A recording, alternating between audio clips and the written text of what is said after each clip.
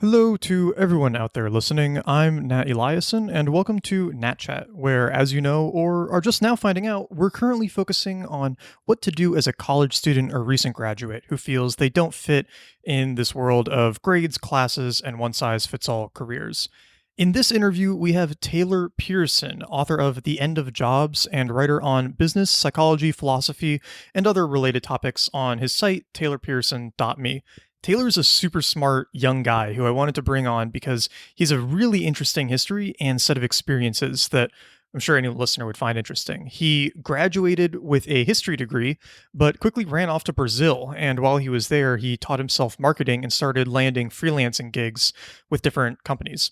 That turned into working closely with a few location-independent entrepreneurs who he ended up traveling around the world with, which all led to observations he made about the changing job market and emergence of entrepreneurship and independent artists, which he wrote about in his book, The End of Jobs.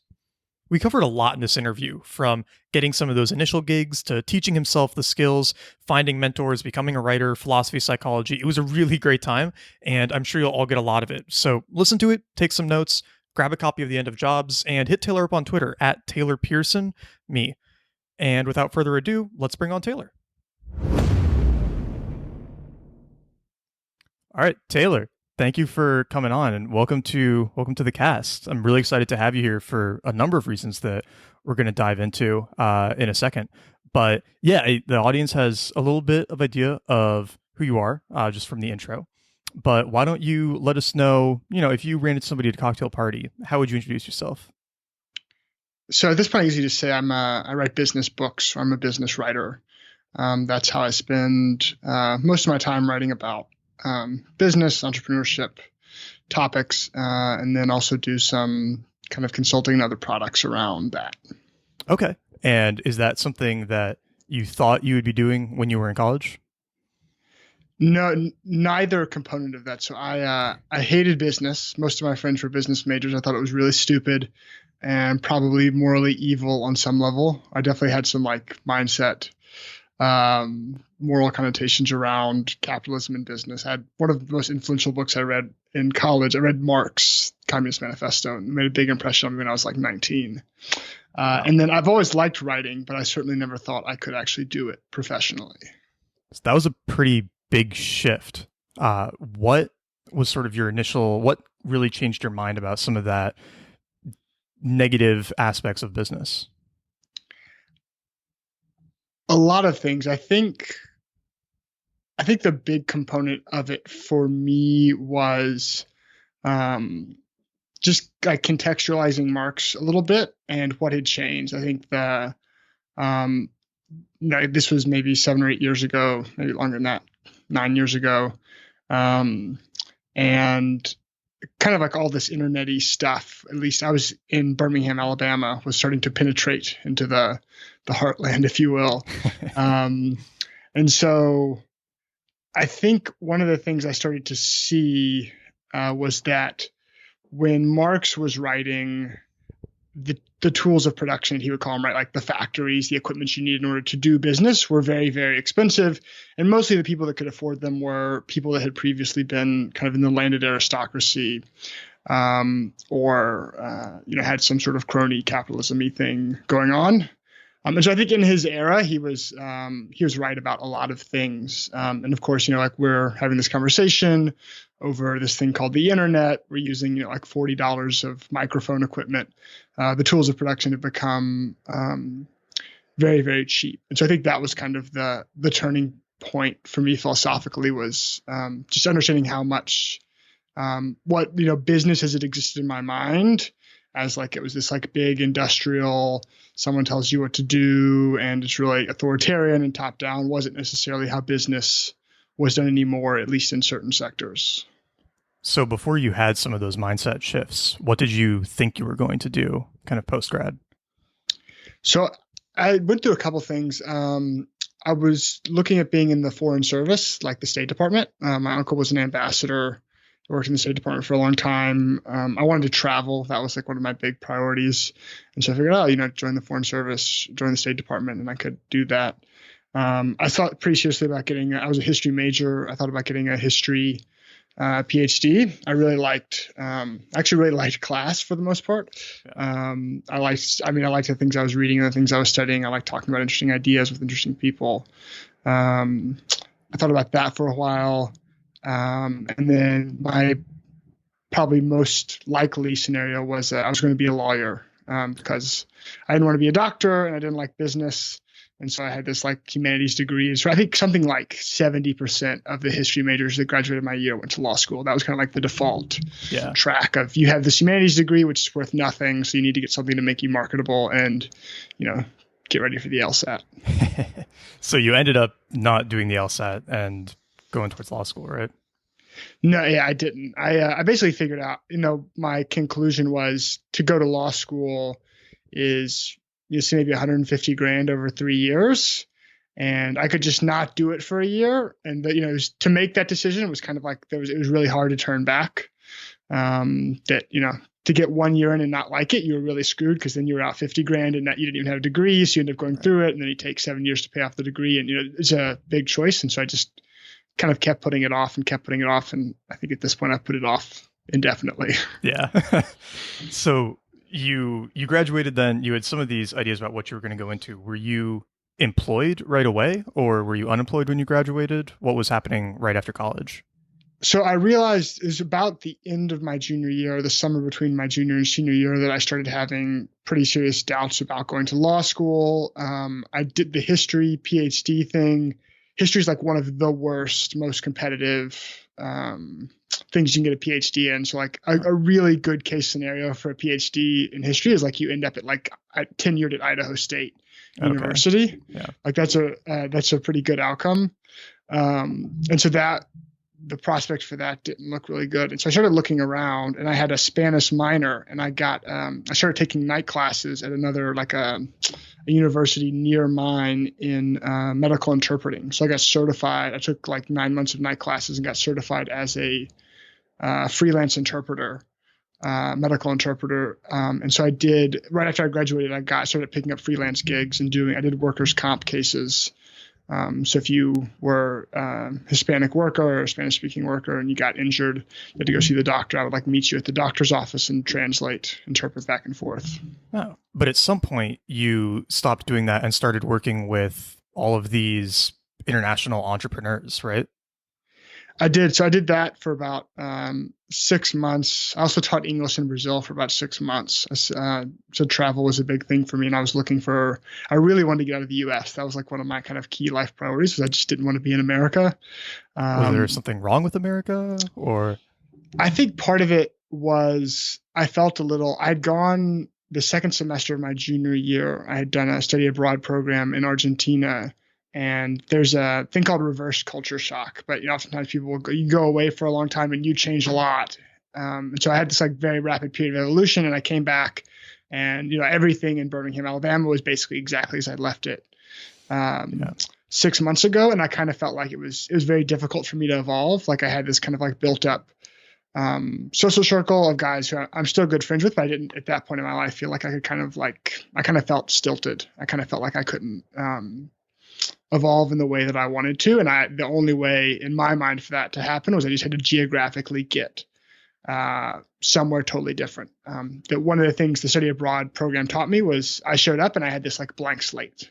No one knew who I was. I didn't have any baggage, and I just reinvented myself. I was this person that I'd never been before in my life. And I thought, that's awesome. And so I wanted to go somewhere else, and I could just, again, start from scratch, and I could just create I could try all these different versions of myself out on different people and figure out who I wanted to be. And I think traveling or living in different countries kind of facilitated that, because every time I showed up somewhere new, no one knew who I was, and I could just start from scratch and reinvent myself.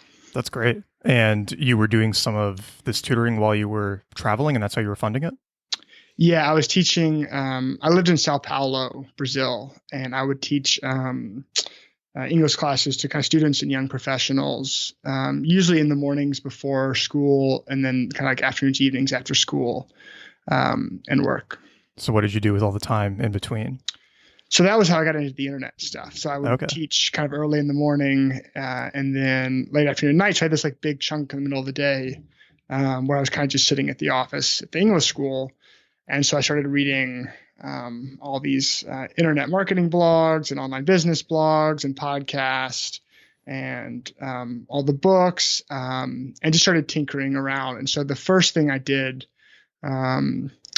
I found a couple guys named Justin and Joe. At the time, their brand is now called Empire Flippers, but at the time they had a business and they were building, more basically like niche advertising sites. So they had kind of a process where they would identify under-optimized keywords with advertiser money attached to them, and they would hire people to basically build these sites and put Google AdSense advertising on them. And they were flipping those. And so I thought, okay, I could do that. And so I started a network of sites. One of the advice was pick topics women would like, because generally like keywords for women are underserved because it's a bunch of dudes sitting around doing this stuff. That makes sense. And oftentimes, I think something like 60% of retail spending is done by like 35 to 50-year-old women or something. So it's underserved and a lot of spending. And so I found a bunch of keywords around like kitchen remodeling and kitchen cabinetry. And I kind of put together this network, started building WordPress niche sites and ranking them in SEO, and taught myself a bunch of SEO. What is SEO, just in case anybody listening doesn't know? Yes. So SEO is search engine optimization. So basically, how do you take a website and get it to show up in Google? So that if someone typed in, for a kitchen cabinet remodeling, I wanted my site to pop up first, so they would click on it. And if they clicked on my site, they would see these little ads. And if they clicked on one of those ads, I got paid. And you taught yourself how to do all of that SEO work? I did. I read, there's a company called Moz. At the time it was called SEO Moz, but it's mostly they have SEO software tools, and they had a free guide. It was like the beginner's guide to SEO. And it said, this is how what you do to your site. And I just, I opened my site and I just read the guide, and then I would, I'd read a chapter, and then I would just go do that. I'd figure out how to do that to my site. And then I'd read another chapter and figure out how to do that to my site. And I read that, and I bought one other book off Amazon for like 20 or $30. And just did the same thing. I just read the whole book. And after it told me to do something, I would just go do it to my site. And how much did it cost for you to give yourself all of this training, and how long? I think I paid $30 for the SEO book. And it probably took me couple months, 2 or 3 months. So you were able to almost for free give yourself a pretty decent level of skill in this, and you were making money off of it, right?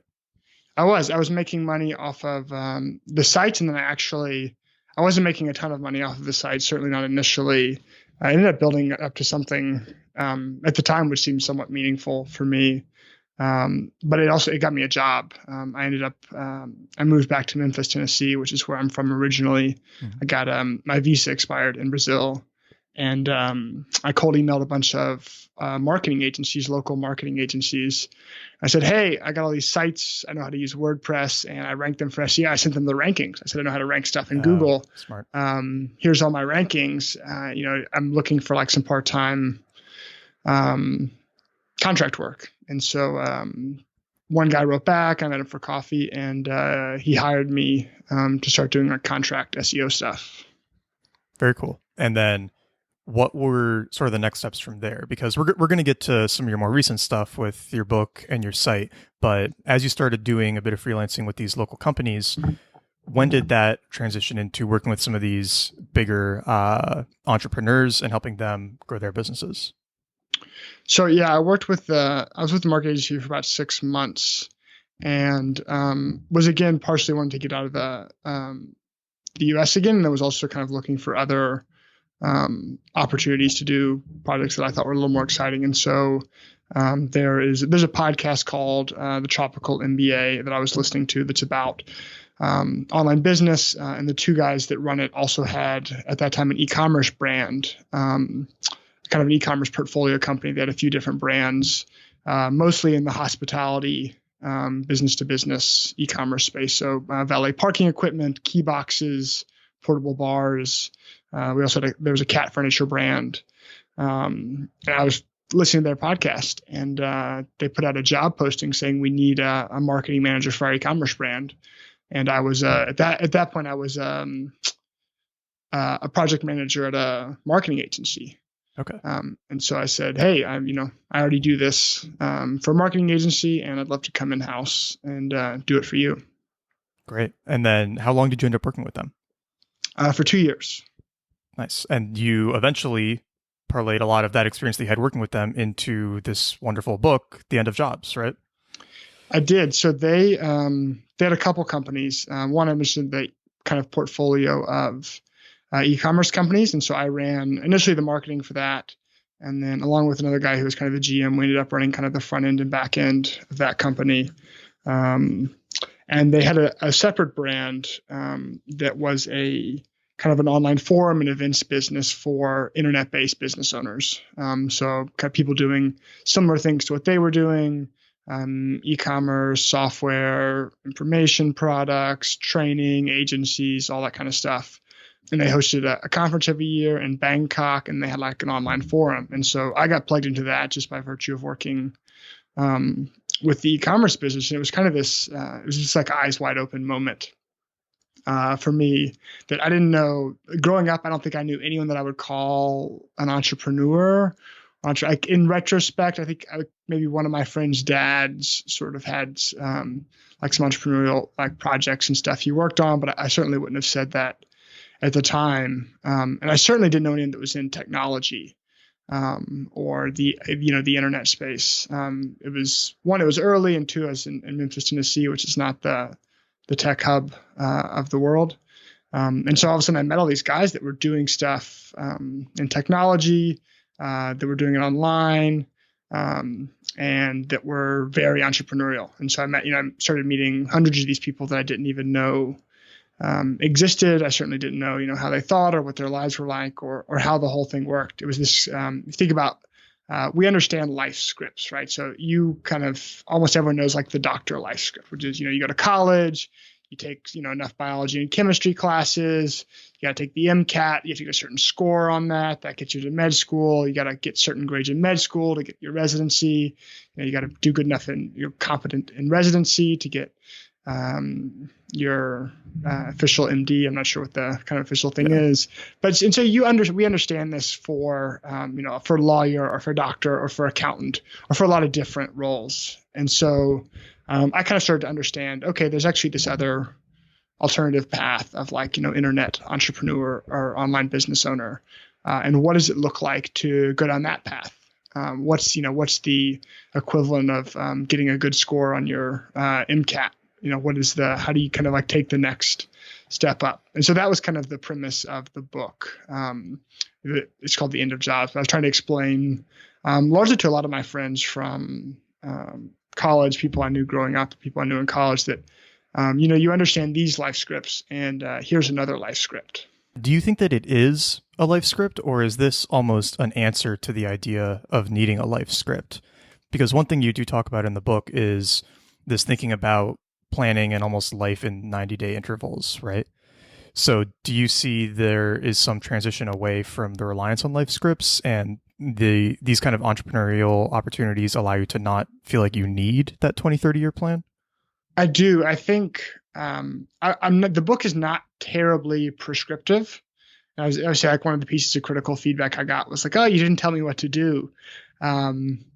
And I probably could have like handled that objection better in the book, but my point was like, yes, I'm not telling you what to do. And no one's going to tell you what to do. Like that's the whole shtick, right? You have to get out of the habit, right? Yeah. And so I think, to some extent, it was trying to give enough of a prescription to give people something to do, but to try and raise the bigger point of, hey, we're at this era of you can kind of just do what is being dictated to you by society and get along okay, is coming very quickly to a close. And here's another way of looking at the world that I think is going to be a lot more fruitful going forward. One of the things relevant to that you talk about in the book, and this is something that Nassim Taleb talks about a lot too, that I think we're both big fans of, is this idea of silent risk, where when you compare and contrast people going after the artist entrepreneur type, working for yourself, freelancing versus somebody in a safe job like accounting, the accountant may believe that they're safe and they may believe that the artist entrepreneur is a bit more risky. But then what you highlight in the book is this buildup of silent risk over years and years. Can you talk about that a little bit? Because I think you explain it really brilliantly, and it's a concept that's kind of foreign and hard for people to grasp who grew up in that mindset of like having that long-term plan. Yeah, so I've been thinking about this a lot recently. I just discovered I've gotten really into complex system science in the last year, and there's a concept in complex system science or complexity science called Bode's theorem. And basically, what Bode's theorem is that given a certain system, you can't reduce the amount of volatility in the system. You can only redistribute it over time. So in the context of kind of like risk, a lot of times what happens, the example I give in the book is imagine you have two people, I think the Rand and Max. Yeah. So Rand and Max are both accountants. They work at this accountancy firm together. And Rand goes to Max and says, hey, I've got a little bit of savings. I think I'm going to quit my job and I'm going to start working on this food business that I've been wanting to do. And, I'm going to leave on good terms if I need to come back, but I really need to work on this. I really want to work on this food thing. And so Max looks at Rand and goes, you're crazy. That's really risky. Think of how badly this could go. This just makes no sense. I'm going to stay here.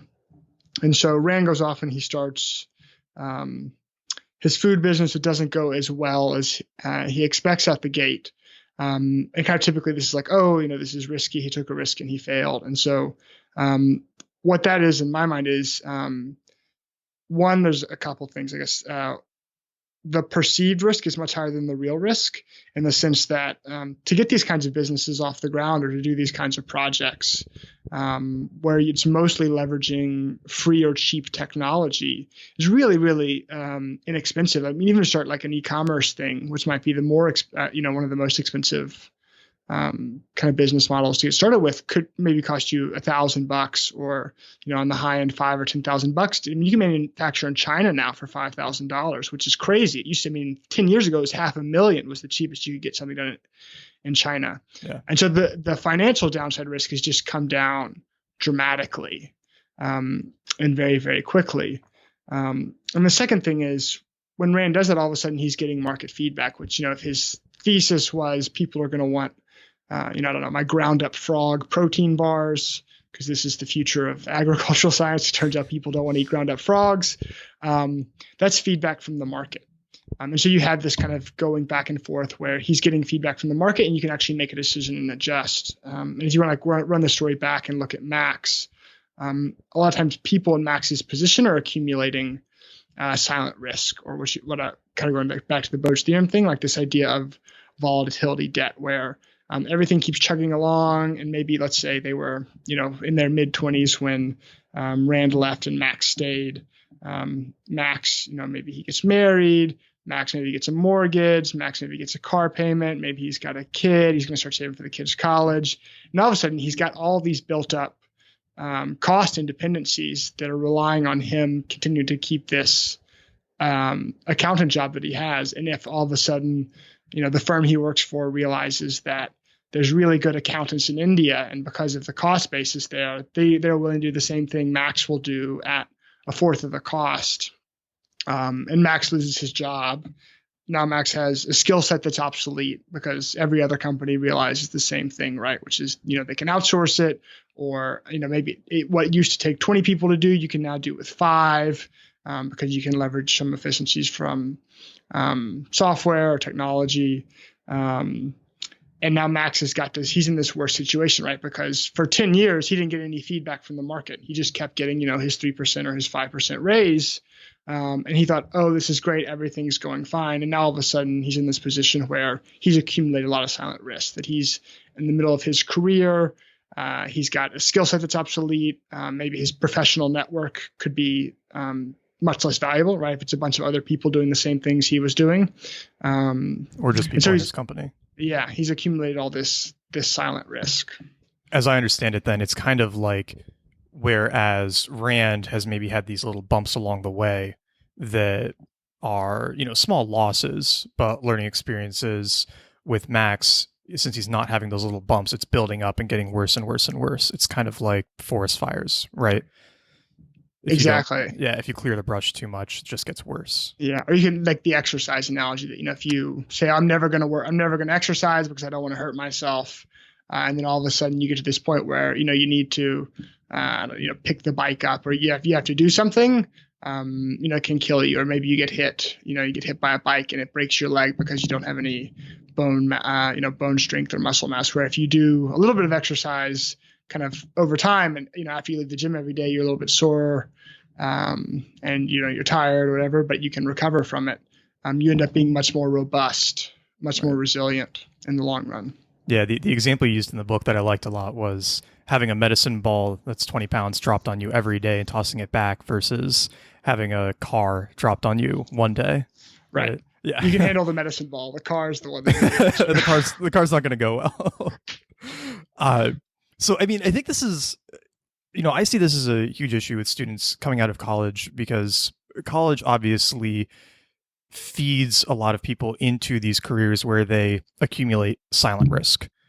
Now, you had been on this path where you were going for careers that obviously had a lot of it. Lawyers, maybe PhDs to some extent too. They all suffer from it. Was there something that woke you up to being more comfortable with the idea of taking lots of little risks versus seeing this one big risk? Because I think that it is in its own way a form of risk averseness, right? You're just thinking about risk differently. So was there something that made that switch? Yeah, and I think a big part of that, I read the Black Swan by Nassim Taleb when I was a junior. I want to say it was about the kind of like the end of my junior year, beginning of my senior year. Around that time, I started having a big changes, and so that book was really changed the way I thought about risk. It really redefined, and that the analogy I gave of the car and the medicine ball is he has a very similar analogy in his book, which is where I got it from. Of you can take little pieces of damage coming at you every day. It's I think the example he gives is if you jump off a 1 foot wall once, or jump off a 1 foot wall 50 times, or a 50-foot wall once, it's not the same, right? You can jump off a 1 foot wall 50 times and it's fine. If you jump off a 50-foot wall once, you're in big trouble. Well. And I think it was also, this was around the 2008 financial collapse happened, I guess my freshman, sophomore year in college. And so it was like a very visceral, this idea of, you build up debt and things crash, and, you can, in an instant you can lose everything. I had this like very visceral feeling of like, yes, I'd like just watch that happen. So if you were looking at college specifically and recent grads and, what they're choosing to focus on and spend their time on, do you see any big ways around education that we can sort of avoid falling into traps where we build up these risks, or we can avoid, becoming a turkey before Thanksgiving? What are some early ways to offset a lot of that risk so that you don't get stuck in one of those situations? So I guess things that come to mind, one idea that I'm a big advocate of is this idea of apprenticeships, of like basically taking entry-level, low-paid job in something you're interested in something where you're maximizing for learning. So I think a lot of these turkey positions, I'll give another example. This is a friend of a friend was at a large, it's probably, maybe it's a 30,000 person company, but a large company.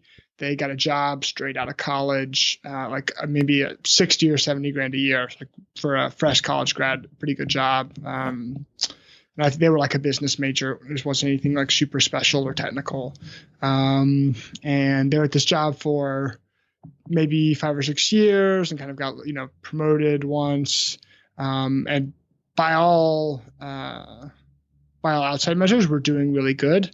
And then, the same story happened, which is, the company had layoffs, had cutbacks, and they got fired, and what they've been doing hadn't been particularly valuable. And so no one else wanted to hire them to do it. And I haven't talked to them in a long time, but they were out of work for at least a year and a half afterwards, which is really tough. So I think maybe that's a good heuristic, is like if you wouldn't do the job for cheap or free or near free, maybe just don't do it.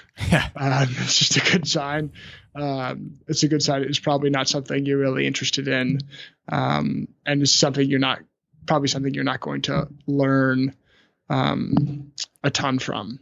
It's hard for somebody to jump right into doing the work that they love, though, right? I mean, you're fortunate enough to be able to do it now. I'm fortunate enough to be able to do it as well. But for people who are just trying to get into it, there's obviously going to be some schlep in the beginning, right? So with those early apprenticeships, if it is around some of this work, how do they kind of go after them, and how do they really prove themselves to be able to develop these skills so that they can work on that more on their own? So I like the idea of I would call it like resource mode, and I think that was kind of my mindset for the first 3 or 4 years of my career. Was like I wasn't really sure what I wanted to do, but there were like some things that I was pretty sure if I did them would be helpful no matter what. I got really into marketing and sales because no matter what I did later, I figured I'm going to have to be able to sell it. Whatever I get interested in, if I'm able to market it and sell it, then that's kind of just like a resource, right? It's just a general resource. Yeah. And same with like building up, like relationships with people. Like I don't have any particular end. I don't know exactly what I want to do, but this relationship is kind of a resource. Or saving money. Again, it's just like, putting money in the bank. I just kind of in resource mode, or, taking online courses, reading books, all these things. We're just kind of like going into resource mode. And I think that did mean definitely the first 6 months, probably the first year. I mean, I think I spent the first 6 months of the job where I said I was a marketing manager. What that entailed for the first 6 months, I was writing SEO articles about hospitality equipment. So I would, there's a friend of mine, I saw him a few months ago, and he was like, yeah, I mean, I remember you sitting in this cafe at 8:30 at night, outlining these articles on how to use portable bars for your wedding event. And I think that wasn't like, I was not passionate about portable bar catering. Probably not an expert in it either, right? No, I was doing a lot of research. Yeah. I'm trying to figure that out as I was writing the stuff. But I learned a lot. I mean, I learned, I got better at SEO. How do you organize content? How do you do a lot of these things? Ended up, the things I learned from writing articles about catering for weddings is like still stuff I use today in my business. But you never kind of had some big plan. It was just I'm going to develop these skills and see where it takes me. Yeah, I didn't have a super clear plan. I think I could tell pretty quickly that what I was learning was really valuable. Like when maybe even like 6 months or a year in, when I looked around at other people and like the skill set I had, I would say like after a year, I was like, wow, I could be like a reasonably well paid kind of like freelance consultant. Yeah. If I like wanted to like take this and skill set and like, go on to Upwork or some freelance, Upwork is a common kind of like freelance job marketplace, or, some site like that, or, I was building a network of people as well, doing similar stuff. There are all these people I could email and say, hey, I'm looking for work doing, SEO analysis, or I'm looking, I was good at Google Analytics. I can go in and I can clean up your Google Analytics, and I can, help you make sense of your website traffic and data. And I had all these valuable skills. And so I was very focused, on kind of like what was valuable and what was kind of like a resource that I knew that I could have going forward. You also make this distinction between heuristic and algorithmic work. And that seems like a really helpful way to clarify what types of skills are probably going to stick around to be useful and which ones are more likely to be outsourced and automated. Can you just explain that difference a little bit? Because that was something when I read it that really resonated and helped me with classifying which things might be worth focusing on more. Yeah, so this is, there's some great work that was done by a guy named Dave Snowden. He worked with IBM to develop this idea called the Cynefin framework. And basically, he sorts work into 3 important categories, which are simple, complicated, and complex. So like simple work is something which you might always call like algebraic. So it's like putting together like a set of Legos. So like when you put together the Legos, it comes with an instruction book. You open it up on every page 1, page 2 tells you exactly how to put together the Legos. So very, very formulaic, very, very straightforward. That was kind of when we had this like big outsourcing wave in the 90s, and a lot of stuff moved to China. A lot of that kind of work went offshore and has continued to accelerate. What's happening now is we're starting to see algorithmic work. So to go back, I always pick on accountants. I do too. I'm right there with you. Accountants, consultants, investment bankers. Yeah. Go ahead.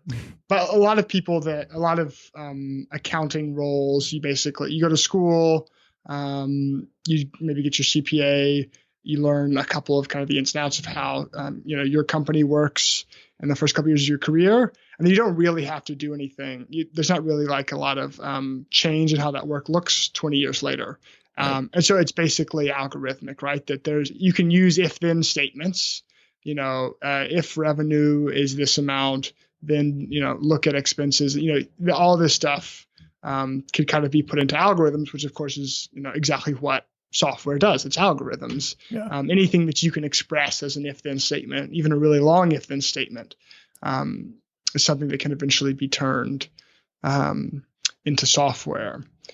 So you have simple, which is kind of algebraic. You have complicated, which is algorithmic, and then you have complex, which is heuristic work. So this is something where if algebraic is Legos, then kind of complicated algorithmic work might be like fixing your car, right? So there's a right and a wrong way to fix your car. It's complicated. Mm-hmm. It's not like anyone can do it, but if you want to rebuild the radiator or replace the radiator, there's a correct order of operations in which you do that.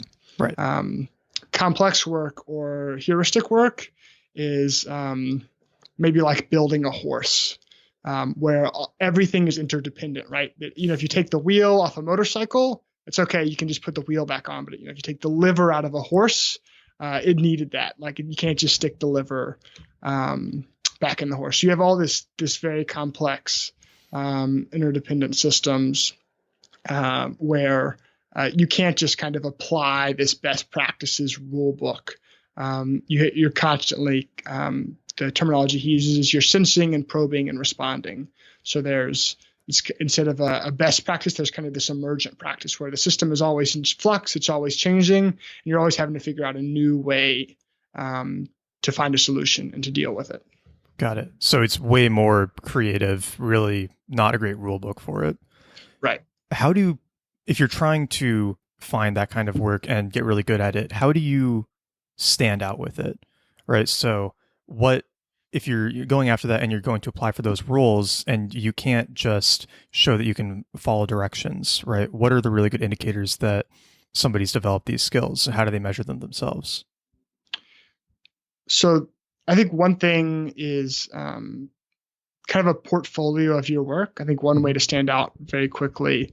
I applied for a couple jobs and didn't get them, and basically the feedback with kind of other internet entrepreneur companies was like, you don't have any work. Like, we don't know, You've never done anything. You don't have anything to show us.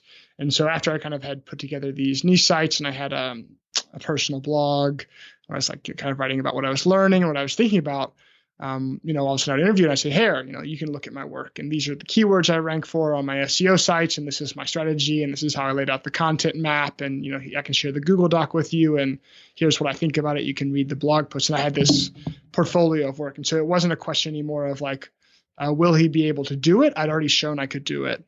It was just a matter of, doing it for someone else. Do you think grades and like school transcripts, resumes, those things convey ability at these skills at all? Or should they almost be discarded when looking at more heuristic work? I think there's probably, is there some correlation? Like there probably is like some mild correlation. I think Warren Buffett's like 3 hiring criteria are integrity, intelligence, and kind of like hard work or grit. Mm-hmm. And so I think those 3 probably like map to GPA fairly loosely. Like there's lots of people who have very bad GPAs that have all three of those things, and there's people that have high GPAs that have relatively low levels of those things. So it's probably not useless, but it's also not the best indicator. I've never applied. No one ever asked me where I went to college. No one ever asked me what my grades were, which was I had good grades, which is a big waste. I could have done a lot more valuable things than get my grades up. I had the opposite experience where I've always been grateful no one's asked for my grades. If you were going back to college now, though, knowing everything that you know, do you think that you would focus on getting good grades, doing well in classes, building up an impressive transcript, or would you focus on other things while you were there? So part of the reason I had good grades, I think I was fortunate. My parents kind of encouraged me. They were just like, study whatever is most interesting to you. Like history is obviously not the most marketable thing. So part of the reason I had good grades was because I still read a ton of history books. When I write, I incorporate a lot of history. Like it's something I'm genuinely interested in. So I think I have a lot of mixed feelings about college, in part because I think the idea of kind of having a period in your life where you can kind of explore at a very broad range, a lot of different subjects, is a really good, in principle, is a really good idea. Does it make sense to go into $200,000 of debt in order to do that? No. Because there's libraries and there's online forums and there's Amazon where you can buy books, and you could do a lot of that for a lot cheaper. I think if I was going back at this point, things I'd do differently. I know a couple people that started at community colleges. Mm-hmm. And so if you really want to get the degree, like go to a community college for 2 years and then transfer to a state school, and trying to get scholarships, and you can get a degree for pretty inexpensive. So I think community college is like $400 a class or something, or $300 a class. So that's advice that I've heard people give, which makes a lot of sense to me. Would that mostly be? Oops, sorry. Go ahead. Oh, no, I was going to say, would that mostly be for saving money? Because you do give up some class quality, right?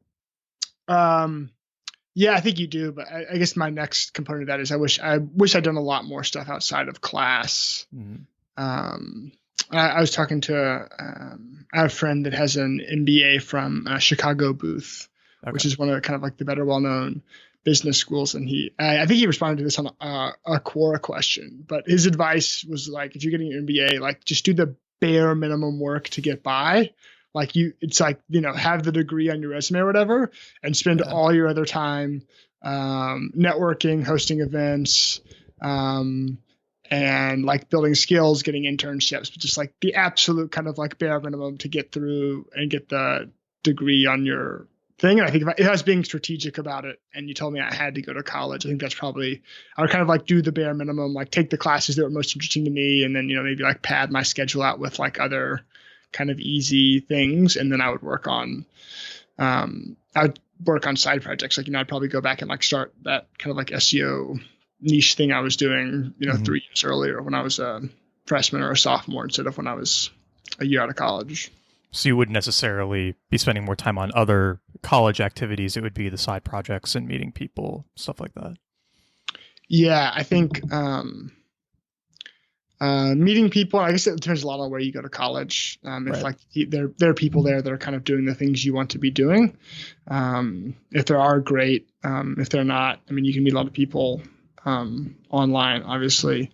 But yeah, I would have done, I wish I'd just done like a lot of side projects. Going back to that idea of like a portfolio, like, if you spend 10 hours a week while you're in college putting together like kind of a portfolio of your work, of, how to building websites, whatever it is whatever skill that you're trying to develop, you can put together a real portfolio of work. And oftentimes, sometimes that turns into a business before you even get the degree. Yeah, no, very true. So if someone's thinking right now as they're listening to this, they're going like, oh man, Taylor's kind of right. This thing that I thought was safe was risky, and maybe I should be doing a lot of this other stuff. And, let's say that they're still in college, right? They're a junior and they're kind of locked into this very rigorous major and spending a lot of time on schoolwork. What would you say would be good places for them to start if they want to move a little bit away from that path and more kind of like open up a lot of these opportunities? So I guess I can say what worked for me. One was reading The 4 Hour Workweek Okay. by Tim Ferriss, Yeah. which I wasn't a big fan of the title. I had the But same reaction. yeah, I delayed reading it for so long because of the title. Yeah, but I think really what that book, the aha moment for me from that was, I'm not sure I would have consciously said this at the time, but I think I sort of felt locked in, like kind of like the lawyer thing. It was like, I really, I knew other people did other things, but I kind of felt like I wasn't the kind of person that did other things. Cause I just didn't, these people that, they're on Forbes magazine or you could read about them. That wasn't me. I didn't know any of them. I didn't relate to them. And so I read that book, and I related to him in some sense that, he was just some dude that, started, asked some office workers to buy some nutritional supplements. And it just all felt, I was like, oh, it felt achievable. It felt like, I could do this stuff. I didn't know how to do it right then. And I knew it would take me a while. But it kind of opened my mind that, okay, there are some other routes. I think the other thing that I did that worked out well was if you kind of are on maybe you're a biology major and you're planning on going to med school or whatever, there's nothing wrong with waiting. I think if you feel like this pressure, I'm very glad I didn't go to law school right away because it just gave me more options. Like to take a year off and come back is really not a problem. Lots of people do that. As far as I know, it doesn't hurt your chances of getting back in. Yeah. And it gives you this year of having some time to figure things out and try something else that I think want to give yourself ways of exiting out, if you will, or opting out. Yeah. I actually did that during college where I took a year off and basically was working on other stuff and stayed on campus. And that was amazing for reframing what was actually valuable and the stuff that I wanted to focus on. You've talked a decent amount about the apprenticeships and stuff. If they're a student and they're trying to get it or trying to get one of those so they can develop some of these skills, what do you recommend for a process like that? Just going online, seeing who's interesting and reaching out, or finding people locally? What have you seen work? So a few things. One, I have a service called Get Apprenticeship. You can sign up, you get job postings. That's my shameless plug. Yep. That's one. So other things that I've seen work. Local companies are great. I tell people to do it all the time, but spend 3 months, teach yourself some internet marketing skill like SEO and email ad agencies with the portfolio you've created, cold email them and say, here, I can do this for you for minimum wage or whatever. I think the success rate on that is quite high. Yeah. Because at that point you've showed yourself motivated and you've already trained yourself, so they're not going to have to pay to train you. You can start providing ROI for them on day one. Doing the same thing with companies on the Inc. 5000 list or Inc. 500 list. It's the list of fastest growing companies. Okay. I know a lot of people that have worked in those kind of companies, and you just learn a lot. It's just growing so fast. It's so dynamic. It's changing so fast. And they're all growing fast, which means they're all hiring. Right. And they all need to bring people on. I know a couple of people have done that, and it's worked out really well. So those are the kind of my two go-tos. Yeah. And then if they wanted to do the more entrepreneurial stuff, we touched on this really briefly earlier, that there's a big difference between doing something entrepreneurial and starting a startup, right? So I think a lot of people think that they either have to work at a big corporation or start the next Facebook. And you explain the stair-step method in the book, which I think is really helpful way to frame it for people. Can you just walk through that a little bit and how you've seen people use that to start kind of dipping their toe in more entrepreneurial projects and ramping that up to being self-supporting? So when we hear the word entrepreneurship, this is certainly true of me, is you think of Mark Zuckerberg, you think of people on the cover of Forbes magazine, and that's kind of the popular conception. And what's happened over, really recently, the last decade, is the cost for starting these businesses or doing something entrepreneurial has gone down a lot. I think, to get my website set up, it was $9 to register a domain, on GoDaddy, and it was like $10, $20 a year in hosting or something. So I mean, literally $30, and then you can read a free guide online, and that's it. You're in business. Yeah. You're running a business. That's it. You put an article on the site, someone clicks on one ad, you make $1. Congratulations, You're the in CEO business. of a revenue positive company. That's right. You're CEO. If it's profitable, go. And so the idea behind the stair-step method is that to get started has become really, really cheap. And so you don't have to start the next Facebook right away. You can start, kitchen cabinet advertising, which, I just couldn't see myself as Mark Zuckerberg. I didn't relate, I didn't relate to that at all. But, I could sit down and I could bang out 500 words based on other articles I've read about, what kind of kitchen cabinets you should pick for your next remodeling thing. So the idea behind the stair step is generally there's 3 steps. So step 1 is you pick a single sale product. So something that only has to get sold once, and you pick one marketing channel that you can sell it through. So an example might be, if you have like some basic coding skills like WordPress plugins. So you could build a plugin. WordPress is a popular kind of site or popular open source software that something like 27% of the internet runs on WordPress. Mm-hmm. And they have a plugin directory. So you can add all these plugins that add different functionality. So you could, make a plugin that helps people with calendar scheduling, or that helps them insert tables into their WordPress site, and you can sell it for $5, $10, $50, and you can market it on their directory. So there's certain ways you optimize the directory listing. So a single sale product, one marketing channel, or you could put a book on Amazon. You could get an e-commerce product, and also you could put that on Amazon. Anything that you can sell one time through a single channel. So a relatively simple business. And then repeat that model until you've got enough money that you can basically support your living costs. And so I kind of tell the story of this guy named Rob Walling, who very conveniently, just before the book came out, he sold his company. I don't think he disclosed the amount, but for a very impressive sum. And I kind of went back and told the story that the way he got started was he had a ebook on how to build duck boats. So he had kind of done something similar to me. Yeah, there's it's like duck hunters have built these custom boats to like hide themselves from the ducks. And so a bunch of people were searching on Google for like how to make a duck boat, and there weren't any good resources. And so he did a bunch of research, and he wrote this 60-page ebook. I think he sold it for $19 or $29 on how to build a duck boat. So go to Home Depot, and you got to get these supplies, and this is how you paint the duck boat, and make sure not to do this or that or whatever. And so I think he's made like $2,000 a month selling this duck boat ebook, which he was ranking in Google. And then he started doing this with other businesses. So I think he had another business that was like wedding websites. He was building wedding websites for people. You need to get married, and he would charge you, I don't know, $500 or $1,000 or something. He'd build you this templated kind of wedding website he could put together really fast or outsource.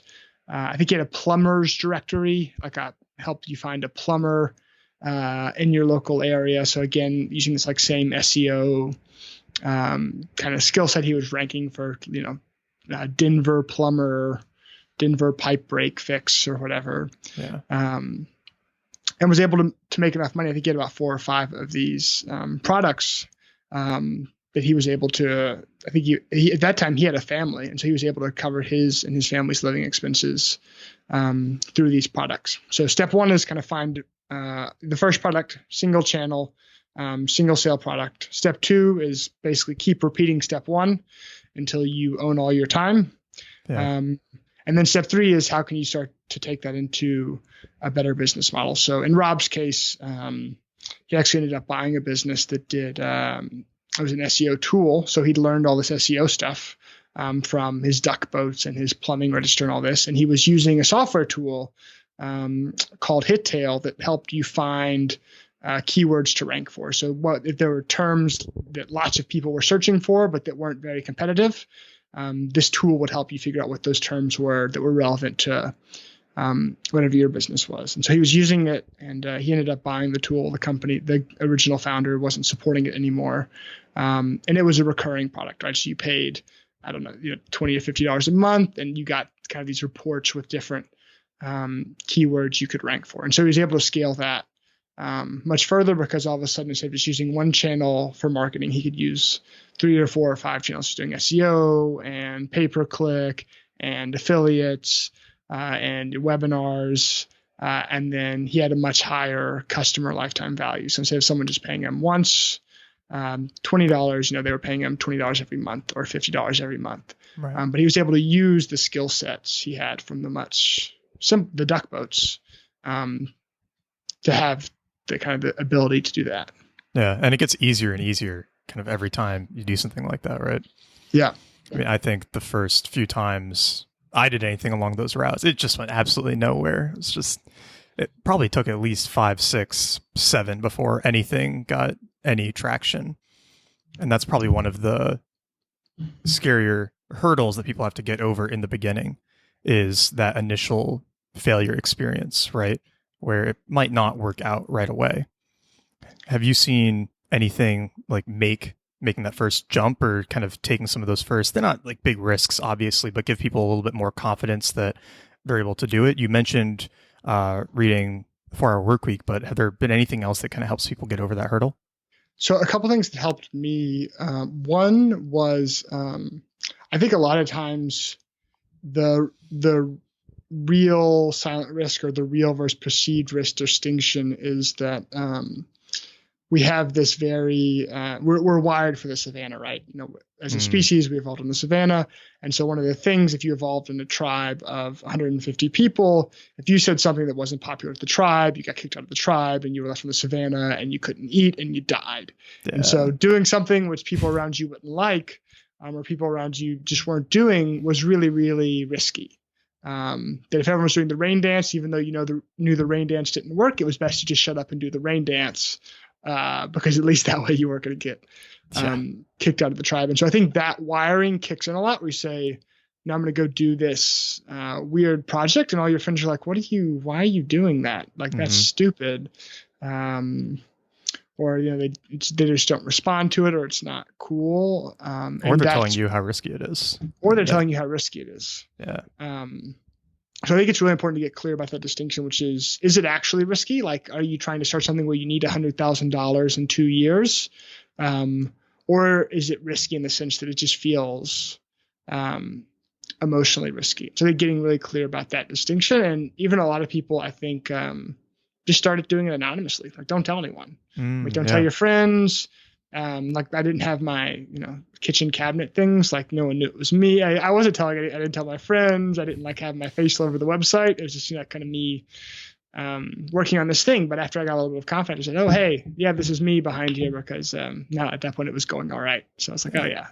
I did the exact same thing with the first blog SEO project I did. I basically told no one at the very beginning, except my girlfriend, that I was working on it at all, just because you're right. There is that ego element to it.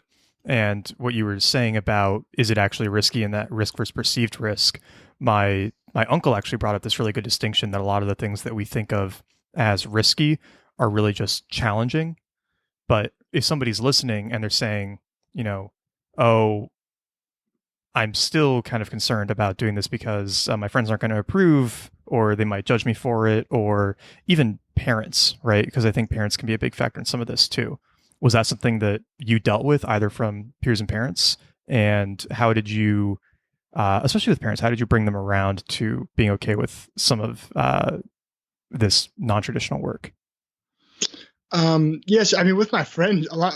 In both cases, a lot of the way I told is I moved out of the country. I just moved really far away, because then it wasn't an issue. No one knew me. I was just on my own. Well, how did they react to that? Sorry to cut you off, but I'm curious. When you said, "Hey, I'm going to run off to Brazil and go do this for a while," how did your friends and parents react? So I think in both cases, I just played it as not like I'm going and I'm never coming back. I think my attitude at the time was kind of yeah, I'm probably going to go to law school next year. I just want to take a year off and teach English and hang out in Brazil for a little while. And that was like kind of exciting. I was like, oh, okay, you want to take a year off and kind of explore and do that. And that was kind of, that was like a pretty socially acceptable Yeah, that makes sense. thing. And I said, yeah, I'm going to do that. And, maybe I'll start studying for the LSAT and yada, yada. And so that year kind of gave me time to explore. And by the end of the year, I had a job at a marketing agency. So I was like, I got a job now. And, Right. they pay me and it's a real thing. And I'm just going to keep working at my job. Makes sense. So it was really just once you had that proof that it was working, that was when it became way easier.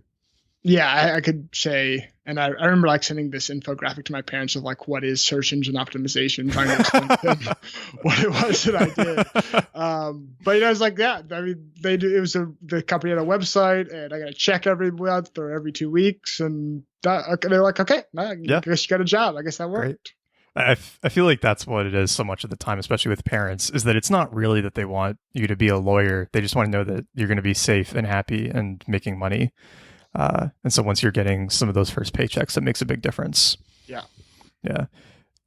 This is very much a non sequitur, but in the book, you have this other really great story about babysitting your friend's child playing football and how he was a problem student at school. And then he was extremely focused on football at home. And this is something I think we've talked about it before too, but a lot of people will say that they have ADHD or problems focusing on things. Do you feel that that's kind of a real problem, or is it sort of a response to a lot of these situations that we've been talking about and being locked into a system that doesn't fit most people?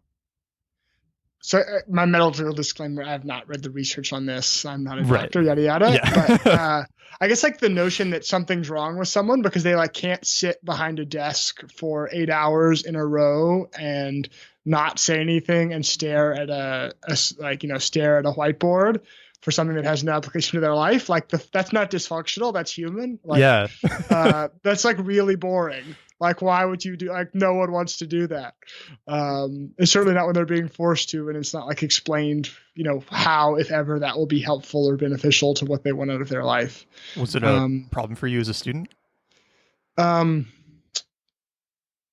was at the subject. So I really liked kind of like the history and philosophy, and I was good at those. But I liked them. Like I still read a lot of history and philosophy. I mean, I just thought they were interesting. Yeah. So I did good at those classes. And I think I got like maybe algebra 2. I like barely eked by, and that was like good enough. I think I took like the remedial math class in college or whatever. And it was just like, okay, I'm done with that. Yeah. Get it over with. I pretty much did the exact same thing. If it was a philosophy class or some psychology classes, it was zoned in. Everything else, huge struggle. Yeah. Did you ever struggle with depression during college, or feeling like you really felt out of place in the system and like you just weren't happy there and with the path that you were on, or was it not too much of an issue? I don't think I ever had anything that I would call like legitimate, like clinical depression. After my senior year, I was really, I assumed it was kind of like reverse culture shock, and maybe that's what it was, but I was really dissatisfied with, I felt like I'd kind of like changed a lot as a human being, and I was like being, stuck back on this rut that I didn't want to be in. I felt a little bit like trapped, a little bit locked in. Okay. And then I felt like I didn't have anyone to talk to about it because no one could really, I didn't have anyone around me that could really relate, that wanted kind of like similar things or like different life paths. So I definitely felt isolated to some extent, and wasn't sure like who to turn to or what to do about it. So how did you end up managing it? Just by going traveling again, or? Yeah, I just left the country. That was kind of my like, that for me at the time, I was like, this will just solve all the problems. If I just, I can just go somewhere where no one knows me, and I can just, if I'm, I can be Taylor the internet guy, because they don't know they don't know I'm not the internet guy. I can just, tell them, and I can show them my website, and now I'm Taylor the internet guy. And no one's the wiser. I didn't kind of have all that baggage, but I think that was I suspect if I talked to a lot of my friends, I don't think any of them said that at the time, but I think that idea of like feeling isolated, I think is a lot more common than anyone thinks. Yeah. What made you much more okay with coming back and not experiencing those issues, that reverse culture shock? I've always thought about it in terms of like a certain gravity. Like I think you kind of get going on this like life path or this life trajectory. And it like has a certain gravity to it. Where and I think that's what I was dissatisfied about my senior years. Like I kind of felt this gravity, and it was like pulling me back.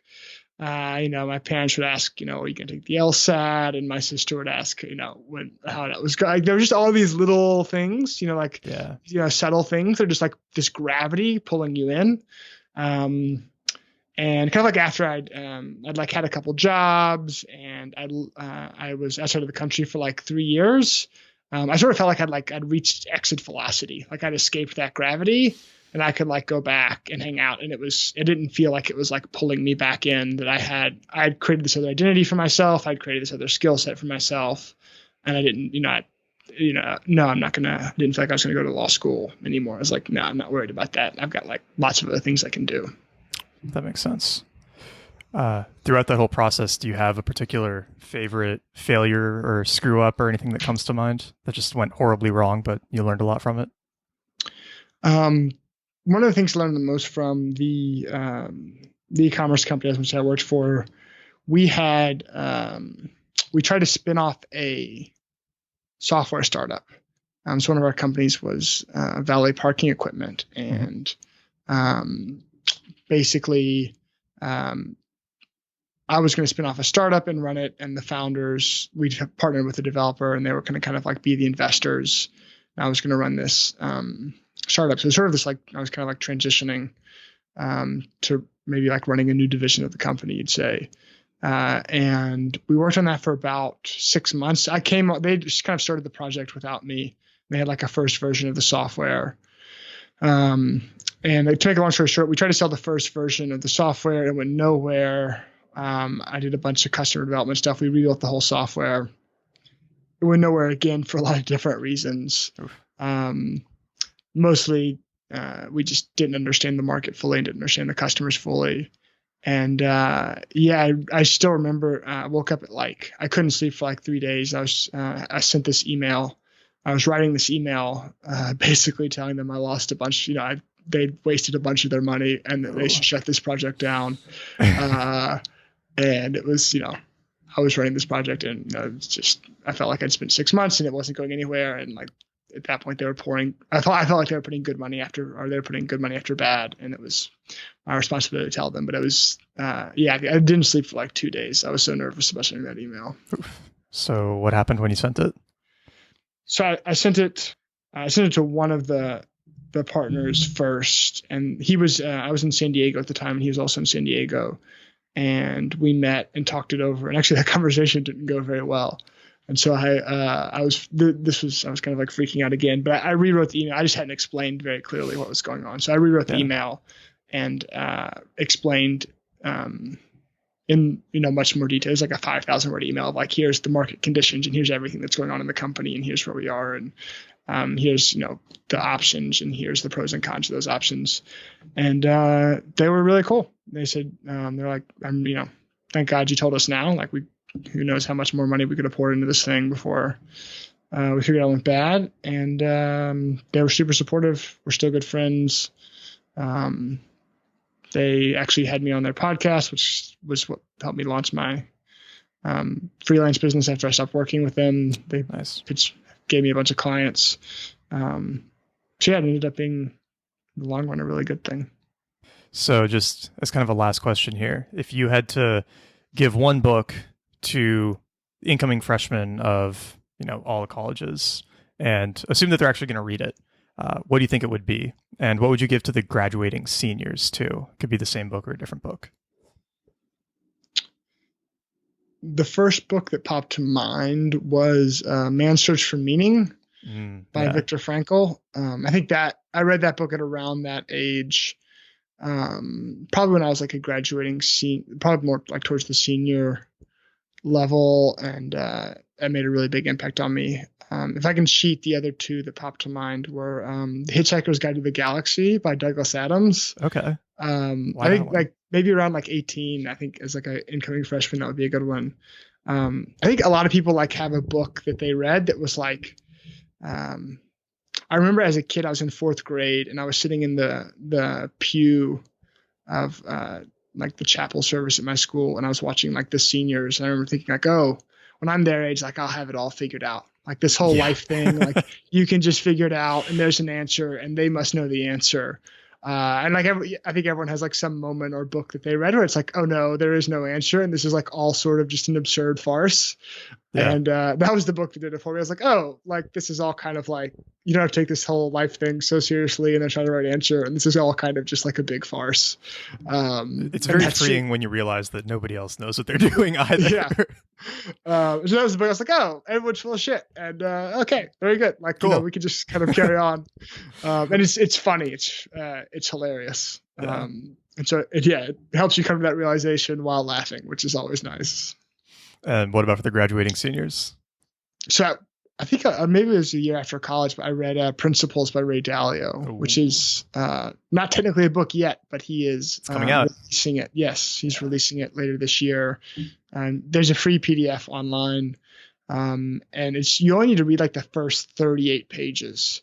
And it's basically Ray Dalio runs a hedge fund called Bridgewater, which I think is the most successful hedge fund in history. Yeah, which is like the most successful company and basically the most competitive industry ever. And it is how he looks at the world and basically his kind of like goal setting and planning and approach to how do you get what you want out of life. And in a very succinct way, he lays out exactly how to do that. And that had a huge impact. I just finished rereading it this morning, actually. I've reread it probably 7 or 8 times. I've got a tabbed version by my bed, and I've gone through it half a dozen times. Hopefully we can find a version to link to in the show notes, because I think they've been hiding it with the book coming out. Yeah, he has. I've been trying to like squirrel away copies. Well, let's just go ahead and wrap it up there. Obviously, first off, The End of Jobs, Money, Meaning, and Freedom Without the 9 to 5. Everyone should go pick it up, read it. Taylor, where else can everyone find you afterwards? So my site is Taylor Pearson, Taylor as in Taylor Swift, for better or worse, PEARSON.me. The same thing on Twitter, at Taylor Pearson me. And then if you are interested in like an apprenticeship position, or you just want to see like what kind of people are hiring for these roles, I do have a site called getapprenticeship.com. You can sign up. It's free.